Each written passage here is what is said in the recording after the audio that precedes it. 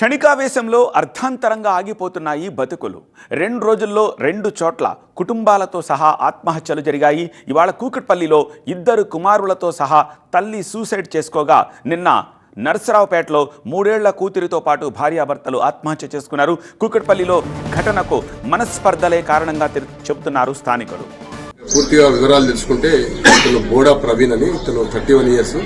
ఇతని యాక్చువల్గా native of చెన్నరావుపేట mandal మాణిక్యం తండ అనే విలేజ్ ఉన్నది. అక్కడ ఆ విలేజ్ లో ఇతను లాస్ట్ 13 ఇయర్స్ బ్యాక్ అదే మండల్ సంబంధించిన 16 చింతల తండ సంబంధించిన ఒక శ్రావంతి అనే అమ్మాయిని పెళ్లి చేసుకోవడం జరిగింది. పెళ్లి చేసుకున్నాక కొంతకాలం వీళ్ళ కాపురం మంచిగా కొనసాగింది. వాళ్ళకి 2 పిల్లలు. ఒక అబ్బాయి కార్తీక్ అని 12 ఇయర్స్, కౌశిక్ అని 10 ఇయర్స్.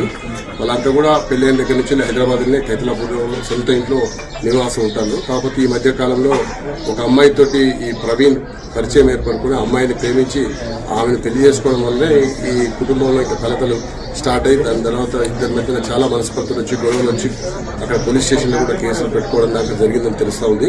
ప్రాథమికంగా దర్యాప్తు చేయాల్సి ఉంటుంది. మనకైతే ఇనిషియల్ గా మనకు కనబడుతుంది వాళ్ళిద్దరిని చంపి ఆమె ఉరి చేసుకున్నట్టు తెలుస్తున్నది. ఇంకా పూర్తిగా పోస్ట్ మార్టం రిపోర్ట్ లో పూర్తి వివరాలు. ఫ్యామిలీ ఆత్మహత్యలపై అప్డేట్స్ మా ప్రిన్సిపల్ కరెస్పాండెంట్ జ్యోతి అందిస్తారు.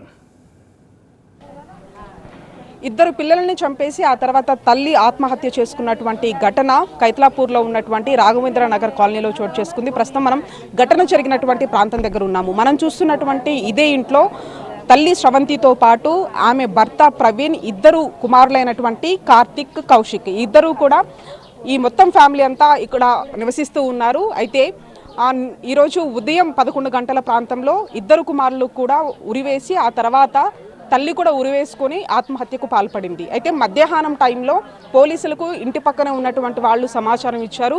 దీంతో పోలీసులు ఇక్కడికి వచ్చి పూర్తిగా కూడా పోస్టుమార్టానికి పంపించినటువంటి పరిస్థితి. అయితే ఆత్మహత్యకు గల కారణాలకు సంబంధించి ప్రాథమికంగా మాత్రం ప్రవీణ్ అనే ఎవరైతే భర్త ఉన్నాడో అతను అంటే నార్మల్గా ఒక వర్క్ చేస్తూ ఉంటారు. అయితే అతనికి వేరే వివాహం కారణంగానే గతంలో కూడా మనస్పర్ధలు ఉన్నాయి, గొడవలు కూడా జరిగాయి.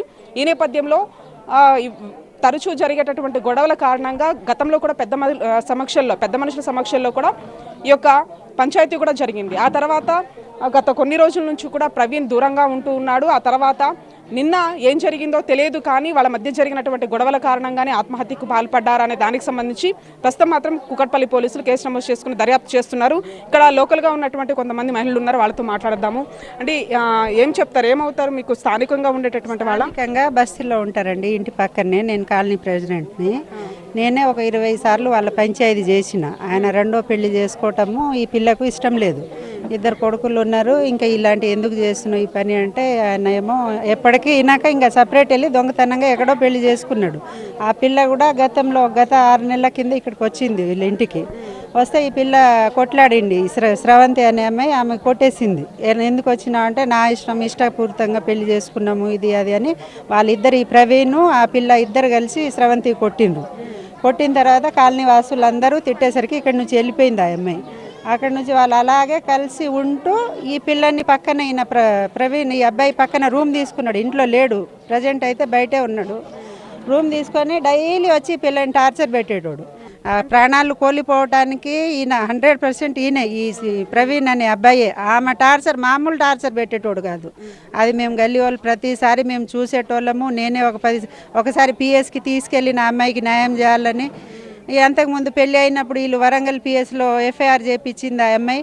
అయినా కానీ ఆమెకు వదలలే. మెంటల్ టార్చర్ పెట్టి తల్లి 3 ప్రాణం తినేసిండు ఆయన. ఇలాంటి వాళ్ళకు వదలవద్దు, వాళ్ళకు చట్టపరంగా వాళ్ళకు శిక్ష పడాలండి.